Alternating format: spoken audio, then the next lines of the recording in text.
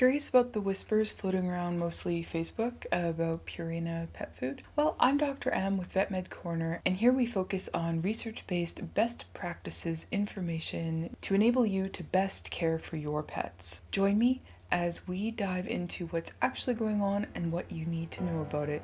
You'll learn something today.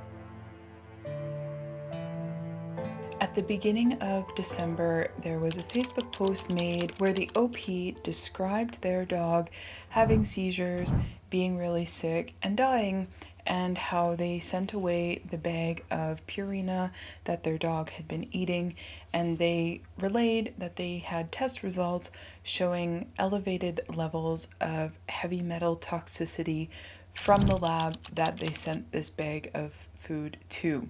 What happened after that was that the Facebook rumor mill took this post and ran with it as gospel truth. There's a Facebook group that is also very heavily pushing the narrative that this one retired veterinarian is saying, and they are using a lot of fear-mongering tactics to whip people up into a frenzy, make them feel afraid about what they are currently feeding their pets, and having people change what they are feeding. This whole rumor mill that's currently circulating about Purina falls under the topic that we often cover here on VetMed Corner, and that is the topic of critically evaluating and assessing information that you read online. We have a number of things that we need to consider whenever we're reading a claim online.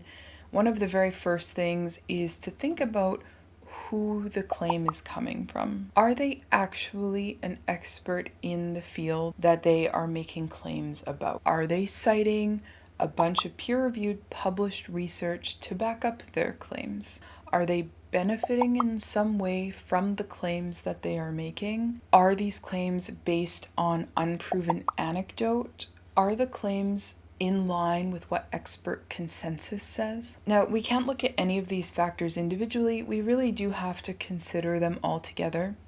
And in this particular situation, the person making the claims has actually removed their original post. The retired veterinarian and the Facebook group that are pushing the narrative are not experts in veterinary nutrition, and what they are recommending to feed to pets actually go against what the current expert consensus is when considering best practices for feeding our dogs and our cats.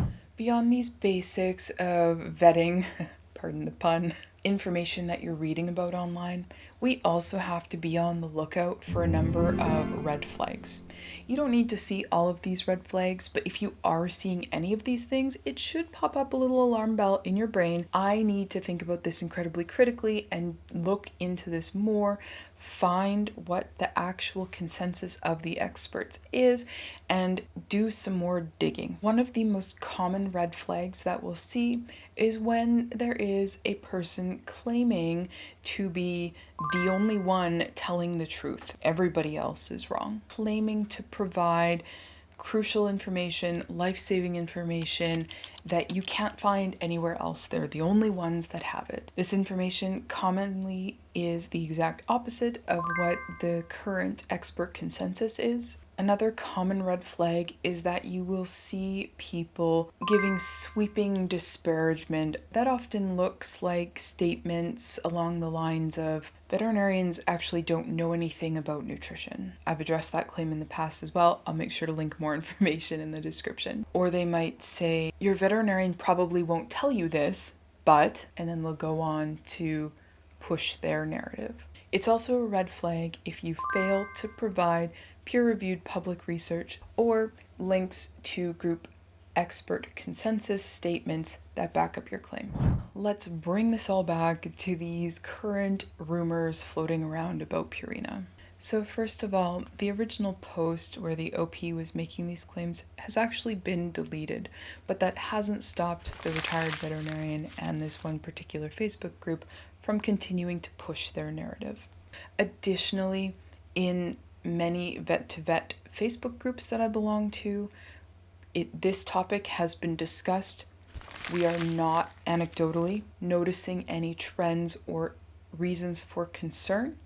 What I do know is that Purina took this issue very seriously, and they immediately sent food of the same batch and SKU to 2 separate labs in order to have them tested for heavy metal toxicity. Both of those reputable labs had test results come back the same, that there are trace amounts of heavy metals in them, which is the norm and which is expected and which is found in all foods. There is no evidence of any elevated levels of heavy metals in Purina foods, and there's zero reputable information that is providing any reason for concern. Interestingly, the veterinarian pushing this narrative sells tests to check for heavy metals. They also sell non-research based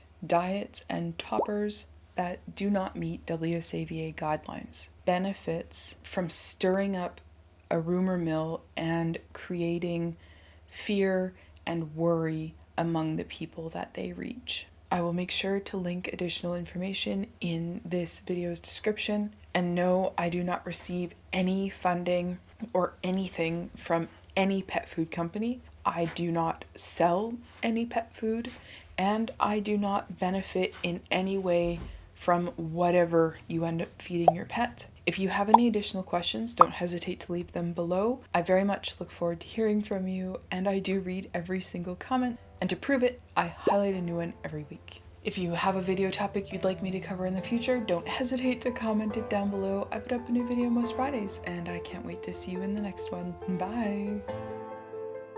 We're on nap time now. Good girl. It's nap time. Hey, I don't know what you're doing. You're being a little bit extra. Did they wake you up and startle you? Oh, that's the worst. We hate being woken up out of our sleep and startled. No, you're a good dog.